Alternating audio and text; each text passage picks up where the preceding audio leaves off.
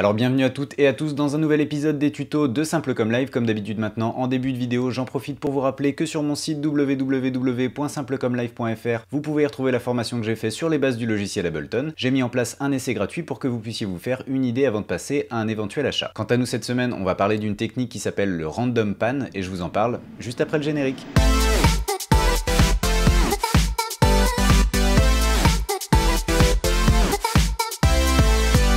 Alors le random pan, ça va être une technique de panning, donc c'est-à-dire envoyer un son vers la droite ou vers la gauche du spectre, mais de manière aléatoire. Et au passage, plutôt que d'utiliser un sample tout bête, je vais vous montrer une petite technique bonus dans le tuto qui va vous permettre de déconstruire un sample et de le rendre plus intéressant. Avant de passer au tuto à proprement parler, je vous encourage à lâcher un pouce bleu si vous êtes sur YouTube ou un like si vous êtes sur Facebook. Je vous encourage également à partager cette vidéo ou même la chaîne avec tous les gens que vous pensez que ça pourrait intéresser. Je vous encourage également à vous abonner si jamais c'est pas encore le cas. Et puis cochez bien la petite cloche, comme ça vous serez notifié à chaque fois que je mets une vidéo en ligne. Donc maintenant qu'on a dit tout ça, on passe au tuto.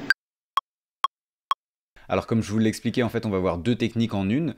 À la base, le résultat que je voulais vous montrer, c'était comment est-ce qu'on va utiliser le random pan, donc c'est-à-dire le fait de faire du panning, d'envoyer un son vers la droite ou vers la gauche du spectre stéréo en mode random, donc aléatoire. Mais je me suis dit que c'était une bonne occasion en fait d'enrichir un petit peu le tuto et puis de vous montrer une autre technique qui va consister à transformer complètement un sample qui logiquement ne fonctionne pas dans notre morceau et on va faire en sorte qu'il fonctionne. Alors c'est un petit peu vague, je vais vous faire écouter le sample en question.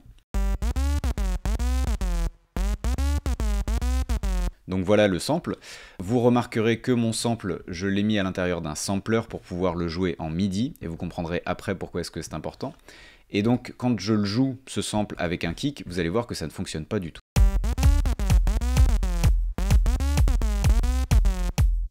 Donc c'est bien moche. Et à la fin de ce tuto, vous allez voir qu'on va réussir à faire fonctionner ce sample avec le kick. Et en plus de ça, je vous aurai montré comment est-ce qu'on se sert du random pan. Donc on va commencer par le début. Vous avez vu que mon sample, comme je viens de vous le dire, est dans un sampler et non pas simplement en audio. Et ça va nous permettre en fait d'appliquer l'effet MIDI qu'est l'arpégiator. Donc l'arpégiator, on l'a vu quand même si vous suivez la chaîne depuis un petit moment, on l'a vu à plusieurs reprises, je vous ai montré comment est-ce qu'on pouvait s'en servir de manière assez créative. Et cette fois-ci, ça va être assez simple. Je vais mettre le style d'arpégiator sur random, en aléatoire, et puis je pense que je vais le laisser à 1/8, et déjà on va écouter ce que ça donne.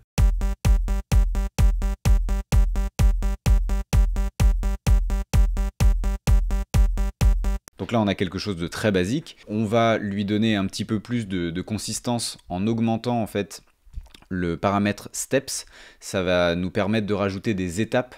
Donc ça veut dire que quand on met deux steps, deux étapes, de marche en fait, c'est la traduction française, lui ce qu'il va faire c'est qu'il va aller chercher le son qui est joué, le son à l'octave au-dessus et le son à l'octave encore au-dessus. Il joue en fait sur 2 octaves. Donc maintenant ça nous donne ça.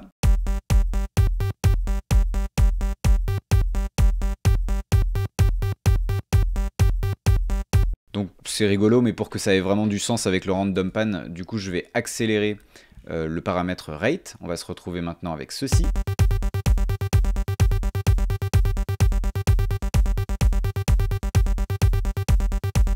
Donc déjà là on commence à avoir quelque chose d'un petit peu plus intéressant. Et on arrive enfin au random pan. Dans notre sampler, on va se diriger sur la fenêtre filter global. Et vous allez voir qu'en bas, on a un paramètre pan random. RND pour random.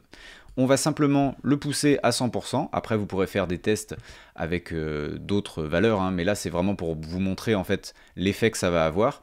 Et vous allez voir que notre son qui est passé dans l'arpégiateur, à chaque transient, à chaque impact de son, il va être envoyé dans un endroit aléatoire du spectre stéréo.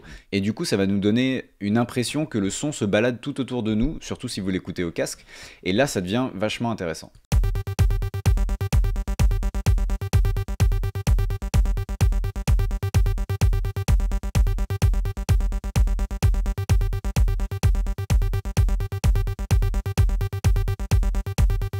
Donc voilà comment est-ce qu'on peut utiliser le random pan à l'intérieur du sampler pour transformer un son en quelque chose de déjà plus intéressant et puis quelque chose de plus large qui va vous permettre en fait de laisser de la place à d'autres éléments dans votre mix. Donc pour résumer les deux techniques en une, première étape, vous allez intégrer un sampler sur une piste MIDI.